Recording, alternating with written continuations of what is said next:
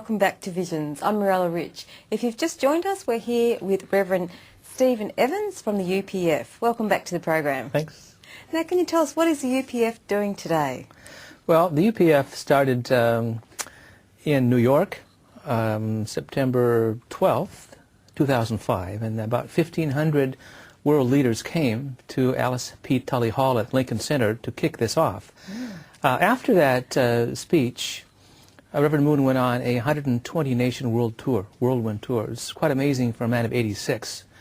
And he spoke in Australia and New Zealand during that time, and I hosted him, at that time Reverend Mrs. Moon. He spoke on December 8th of that year in downtown Auckland, and we had a standing room only crowd of 550 downtown in one of the hotels. After that, we've actually at this time had 7 world tours. We just completed one just last weekend here locally.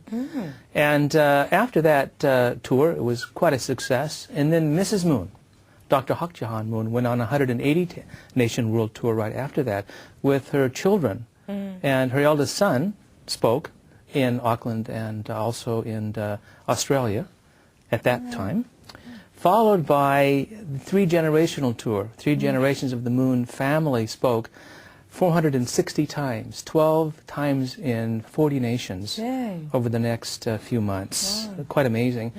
At that speech, I did 8 events in one day in Auckland and 4 in the rest of the country. So it was quite an amazing experience for myself and the members. Following that, 120 members of the American Clergy Leadership Conference traveled the world and gave speeches.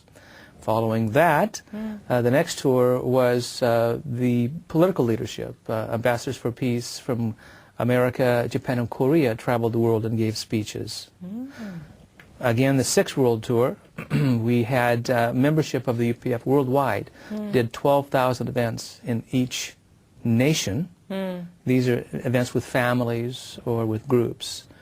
And now we just completed, as I said, the 7th World Tour. I was privileged to fly up to Brisbane, and I gave 7 Ambassador for Peace Awards in Brisbane this past Saturday evening. So it's been kind of a whirlwind tour. But the Universal Peace Federation itself is quite diversified.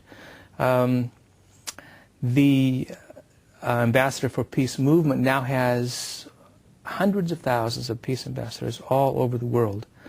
And we have, from the community level to the national to the international level, peace councils. And the same studies or the same activities are on each different level. So one who feels inspired from a community level can work up the chain and even work on an international level. And to give you an overview, the UPF has 5 basic pillars or principles. The first one is that God is the parent of all mankind.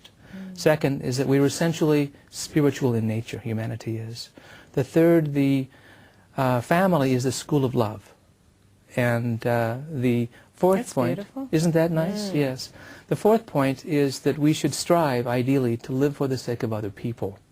That's a kind of a grease for the skids, to actually, as a spiritual person, to, if necessary, be struck and return only love as a way of helping digest the resentment or the pain within another. And the last point is that interracial, interreligious, and international cooperation and collaboration are essential for world peace.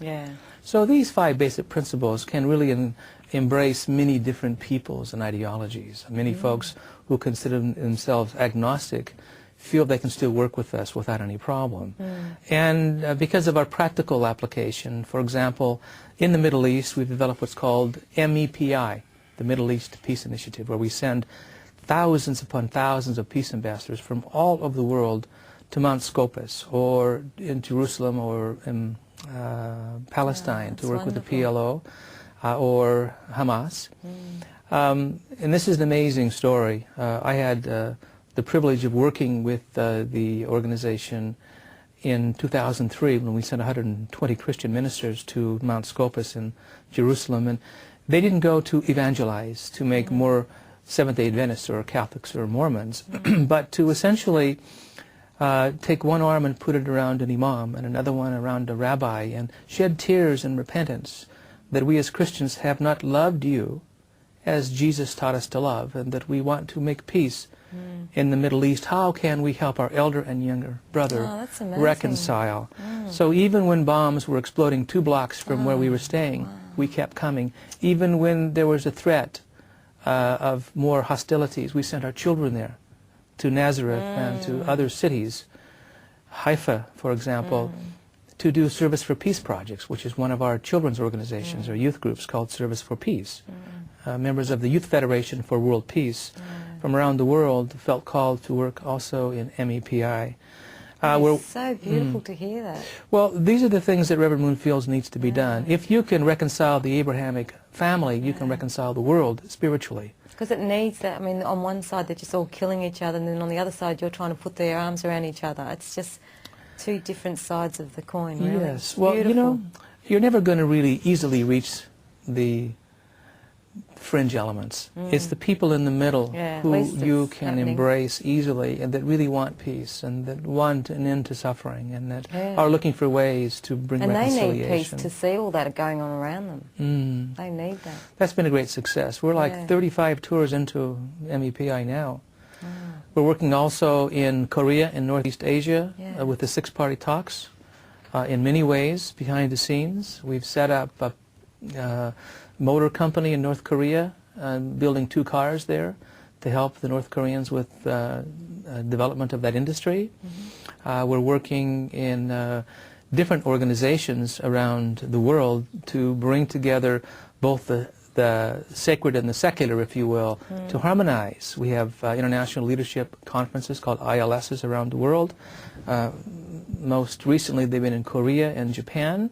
And this September 12th, when we celebrate the anniversary of the UPF, it'll be held in New York in concert with activities with the UN in preparation for the UN Day of Prayer, the 21st of September. Beautiful. So we're connected on many different levels. So it's quite diversified. If in fact you're going to be able to look at sustainable world peace, you have to look at the UN. And the UN, many people think, have not lived it up to its ideals in some ways. So Reverend Moon in 2001 spoke at the UN and said we need to consider putting in an upper house of the UN with religious and political leadership. And now that is being instituted to a greater degree in the UN right now with our peace ambassador. So that's just another step in the work of Reverend Moon. Wonderful. Thank you so much for coming on the program. Pleasure. Thank you.